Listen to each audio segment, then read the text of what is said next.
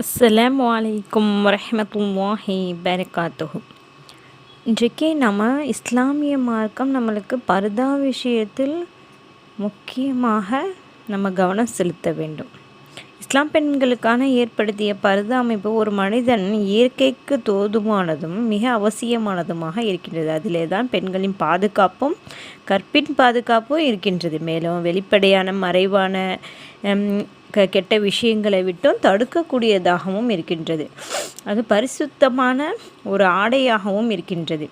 அனைத்து பெண்களும் நல்ல முறையில் நம்ம பர்தாவை பெறுதல முக்கியத்துவம் கொடுக்க வேணும் இன்ஷா அல்லாஹ்.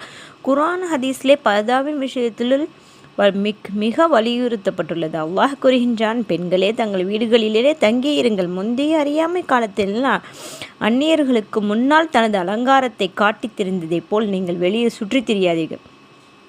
மற்றொரு இடத்திலே அல்லாஹ் கூறுகின்றான், நபியே தங்களின் மனைவியர் பெண் மக்கள் மற்றும் முஸ்லீமான பெண்களுக்கு கூறுவீராக, தங்கள் மேலாடைகளை அவர்கள் முகங்களில் தொங்க விட்டு கொள்ளட்டும். மேலும் நபி ஸல்லல்லாஹு அலைஹி வஸல்லம் அவர்கள் கூறினார், பெண்கள் மறைத்து வைக்கப்பட வேண்டியவர்கள் தான்.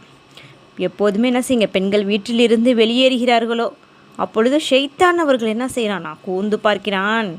மேலும் பெண்கள் தன் வீட்டில் இருக்கின்ற போது யார் இருக்கா, நிச்சயமாக அல்லாஹ்வை மிக மிக நெருக்கமாக இருக்கின்றான்.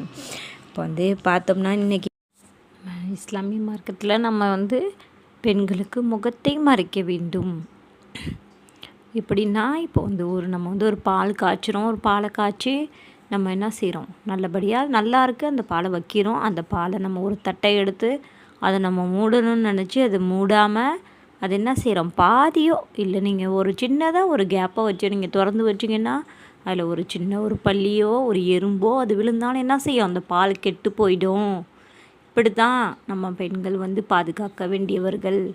நம்ம பொக்கிஷம் தங்கம் நகை அப்படிங்கிறோம், அதெல்லாம் முக்கியங்க. ஒரு பெண்கள் கண்ணியமாக இருக்கிறதும் மானத்தை பேணி கொண்டு இருக்கிறதும் அவங்க அழகாக வெளிப்படுத்தாமல் இருக்கிறதும் இன்றைக்கி ஒரு மனம் முடிக்கக்கூடியவங்களுக்கு நம்ம ஒரு திருமணம் முடிக்கக்கூடிய ஒரு ஆணுக்கு கூறப்பட்டுள்ளது. எப்படின்னா, அவங்கள நீங்கள் அலங்காரத்தையோ நீங்கள் வெளியே அழகையோ அந்த பெண்ணை பார்க்காம மார்க்க விஷயம் உள்ள ஒரு பெண்ணாகவும் பார்த்து நம்ம மானத்தை பேணக்கூடிய பெண்ணாகவும் இருக்கணும். நம்மளுக்கு இதெல்லாம் தான் முக்கியம். நம்ம தங்க நகையையோ அந்த அந்தஸ்தையோ பார்த்து என்ன செய்யாதீங்க, நீங்கள் உங்கள் பெண்ணை எடுக்காதீங்க, கல்யாணம் முடிக்காதீங்க. ஏன்னா அது மார்க்கம் உள்ள பற்றுள்ள பெண்ணாக இருக்கிறதா அப்படின்னு சொல்லிட்டு பாருங்கள். அது ஹிஜாபை பேணி கொள்ளணும், நம்ம மானத்தை மறைக்கணும். ஏன்னா தங்கம் நகையெல்லாம் அதெல்லாம் என்ன, அது ஒரு அலங்காரத்துக்காக வேண்டிதான், அதெல்லாம் முக்கியமே கிடையாது. நம்ம உள்ளத்தை தான் பார்க்கணும், நல்ல பெண்ணாக இருக்கிறதா என்று.